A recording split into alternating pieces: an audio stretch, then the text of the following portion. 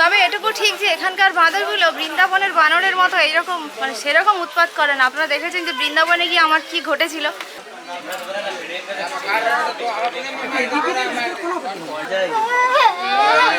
আর আমার সঙ্গে পেছনে রয়েছে বানর, যে হচ্ছে নৌকার চালক। হ্যাঁ, নৌকার চালক হচ্ছে বাঁদর। আমি বললেই সঙ্গে সঙ্গে নৌকা ছেড়ে দেবে।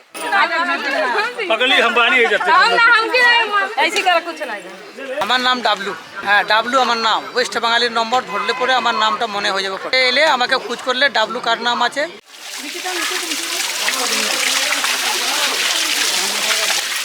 আপনি যদি লোকাল বাসে চেপে বাসুকিনাথ যেতে চান তাহলে আপনাকে আসতে হবে এই ক্লাব গ্রাউন্ডের মাঠে। বলবেন যে পুরনো বাস পার্কিং।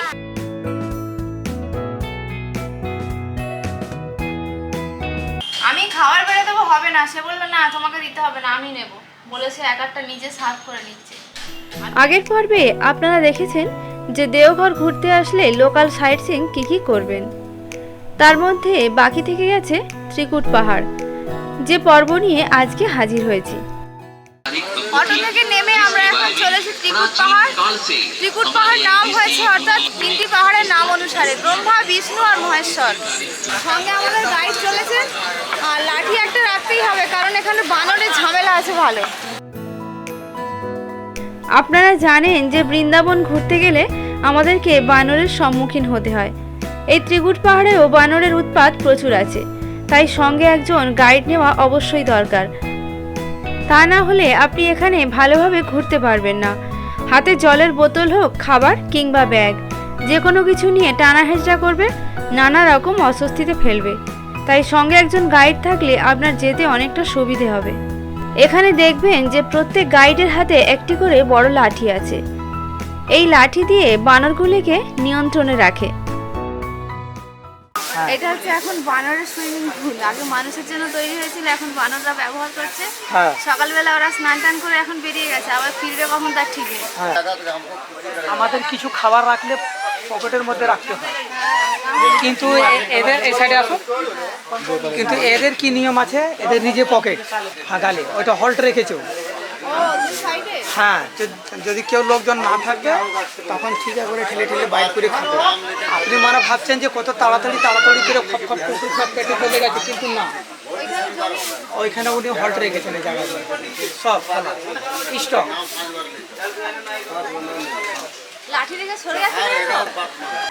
এই যে এটা বাদরের সিলিং পুল তৈরি হয়েছিল মানুষের জন্য, চান করার জন্য, কিন্তু মানুষ চান করতে পারছে না, বাদরের জন্য চান হয়ে গেছে, বাদরে করছে চান। ওদের জন্য এখন ওরা ব্যবহার করছে সিলিং পুলের মধ্যে। দারুণ, কিন্তু বাদর সকালবেলা ভোরে একবারে চান করছে।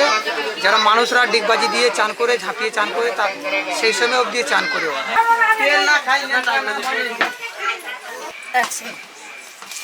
হ্যাঁ, করেছে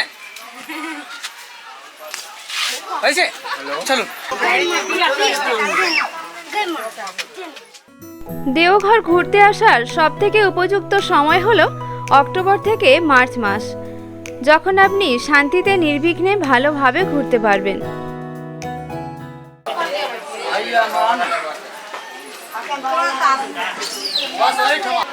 হাঁটতে হাঁটতে বেশ খানিকটা ওপরে উঠেছি। ত্রিকুট পাহাড়ের এখন ওপরে চলেছি। বেশ কয়েকটা মন্দির আছে, আপনাদেরকে ঘুরিয়ে দেখাবো, আমিও দেখবো। আর আমাদের সঙ্গে গাইড নিয়েছি, উনি নিয়েছে 100 টাকা। সঙ্গে ওরা লাঠি আছে, এটা একটু সাপোর্ট, কারণ এখানে বানরের উৎপাত তো প্রচুর, ঠিক সেই কারণে।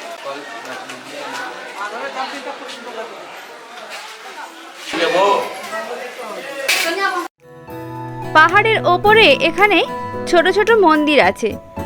শান্ত পরিবেশ, ধ্যানের জন্য খুবই ভালো।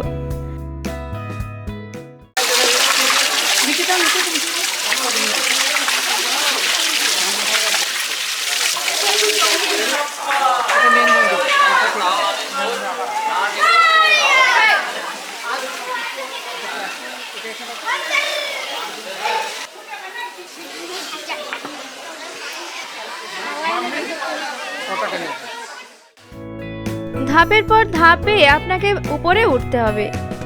এখানে বেশ কিছু অতি প্রাচীন মন্দির চোখে পড়বে। সেই সঙ্গে প্রকৃতির একদম কোলে বসে নিজের পছন্দ মতো অনেক ছবি তুলুন।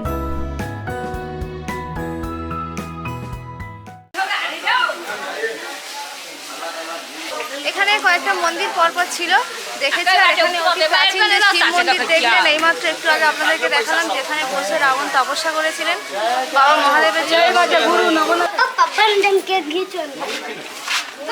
এবার আমরা ছোট জুতো পরে নিই, আমরা জটাই মহারাজের গুহা এবারে যাচ্ছি। আমরা আমাদের শিব মন্দির, দুর্গা মন্দির, কালী চলো।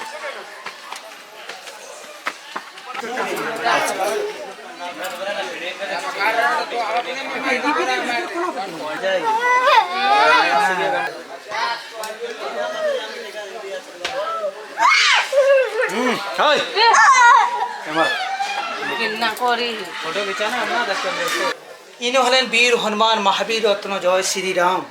এইটা হলো জটাই মহারাজের গুহা। যখন পঞ্চবীটিতে রাবণকে সীতাকে হরণ করে লঙ্কায় নিয়ে যেতেন, তখন আপনাকে শ্রীরাম প্রভু বললেন যে যাও হনুমান, সঙ্গে খোঁজ করো গিয়ে সঙ্গে জটাই মহারাজকে সঙ্গে নিয়ে নেবেন আপনি।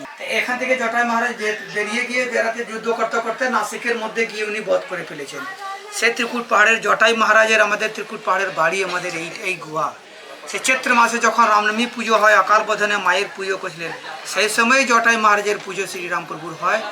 জয় শ্রীরাম। জয় শ্রীরাম।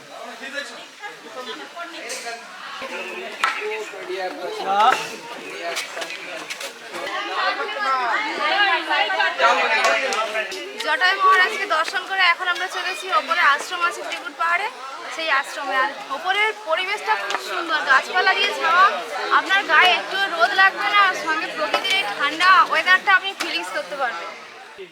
এছাড়াও আপনারা যদি মনে করেন যে পাহাড়ে ওঠার জন্য ট্রেকিং করবেন, তাও করতে পারেন। মাঝারি মানের ট্রেকিং এখানে করা যায়। জঙ্গল, পাথর আর খোলা আকাশ একদম যেন আপনাকে প্রকৃতির খুব কাছে পৌঁছে দেবে।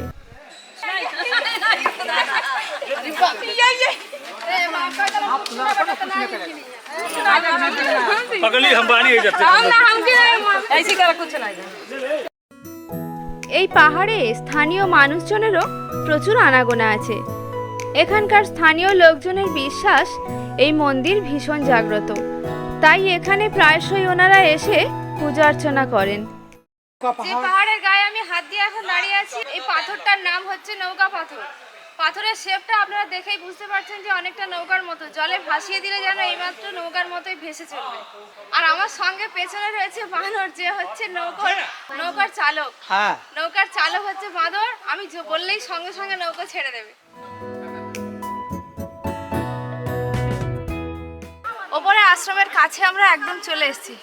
সাইডে দেখতে পাচ্ছেন রেস্ট নেওয়ার জন্য বেঞ্চ করা আছে, বসে একটু রেস্ট নেবেন, তারপরে আবার উপরে উঠবেন। ত্রিকুটাচল আশ্রমের ভেতরে এখন যাবো, আর জুতোটা এখানে সামনে খুলে ভেতরে প্রবেশ করবো। ভেতরে কোনো রকম ক্যামেরা অ্যালাউ নেই।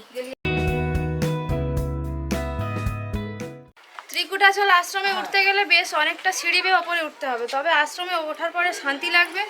ওপরে উঠতে গেলে মোট 360টা সিঁড়ি বেয়ে আপনাকে ওপরে উঠতে হবে। আর পরপর যারা শিষ্য ছিলেন ভেতরে গেলে আপনারা দেখতেই পাবেন, আর বর্তমানে যিনি শিষ্য আছেন ওনাকেও দেখতে পাবেন।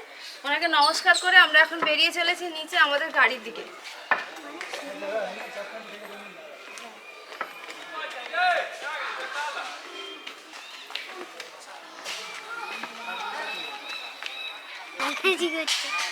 এখন একদম ভর দুপুর, 12:30 বেজে গেছে মনে হয়। তা দুপুরবেলা এখন বাঁদরের উৎপাদ একটু কম আছে, তাই ওরা চুপচাপ, না হলে সকালে কিংবা বিকেলে উৎপাদ অনেক বেশি থাকে।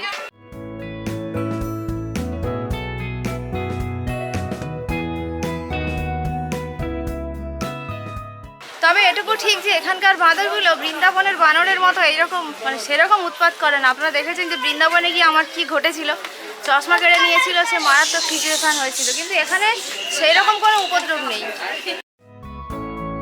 এখানে বানরের হাত থেকে রক্ষা পাওয়ার একমাত্র উপায় হলো আপনার হাতে খাবারের কোনো রকম থলে রাখবেন না, তাহলে বানর আপনার কাছাকাছি আসবে না।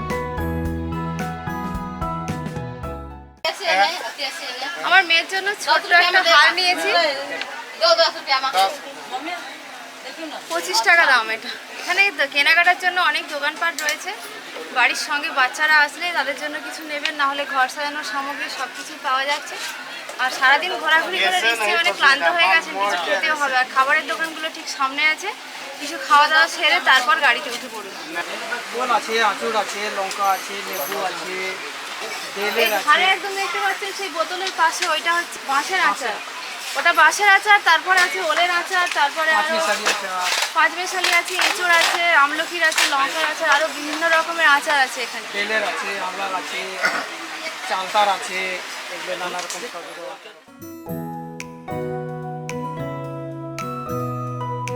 এই হলো ভাতের হোটেল, একদম গাড়ি পার্কিং এর ঠিক পাশেই। আপনারা মনে করলে দুপুরের খাবার এখানে সারতে পারেন। আমার নাম আছে ডাব্লু ওয়েস্ট বাঙালির নম্বর। কোনো দিন যে মনে রাখবেন সেটা আমাদের ওয়েস্ট বাঙালির নম্বর কি নিশ্চয়ই মনে পড়বে যে ডাব্লু প্রথমে পড়ে, ওই আমার নাম। কোনো দিন ভুল হবে না আর কোনো দিন মিটবেই না। আপনারা এখানে যখন ত্রিকুট পাহাড়ে উঠবেন তখন বানরের উৎপাত ভালোই আছে, তাই সঙ্গে গাইড অবশ্যই রাখবেন, রাখলে আপনাদের ঘুরতে খুব সুবিধা হবে। দাদার নাম উনি এখন এক্ষুনি বললেন, আর আপনারা আসলে ওনার সঙ্গে যোগাযোগ করবেন, করলে আপনাদেরকে ভালোভাবে ঘুরিয়ে দেবেন। আমার নাম ডাব্লু, হ্যাঁ ডাব্লু আমার নাম। ওয়েস্ট বাঙালির নম্বর ধরলে পরে আমার নামটা মনে হয়ে যাবে।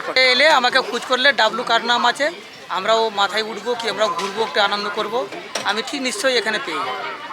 রুমে ফিরে আমরা সবাই স্নান টান করে ফ্রেশ হয়ে উঠলাম। এখন বাজে বিকেল 3টে, তাই এত বেলা হয়ে গেছে আর বাইরে খেতে যাইনি। হোটেলে আমাদের রুম সার্ভিস ছিল।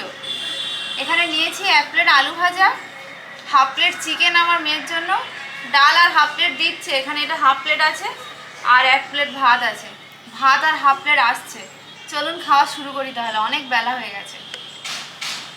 ডাল ভাত সবই গরম, ধোঁয়া উঠছে। আমি খাবার বেড়ে দেবো, হবে না, সে বললো না তোমাকে দিতে হবে না, আমি নেব বলেছে, একটা নিজে সার্ভ করে নিচ্ছে। আলু ভাজার সঙ্গে আবার টমেটো দিয়েছে। খাবারের টেস্ট ভালো, খারাপ না।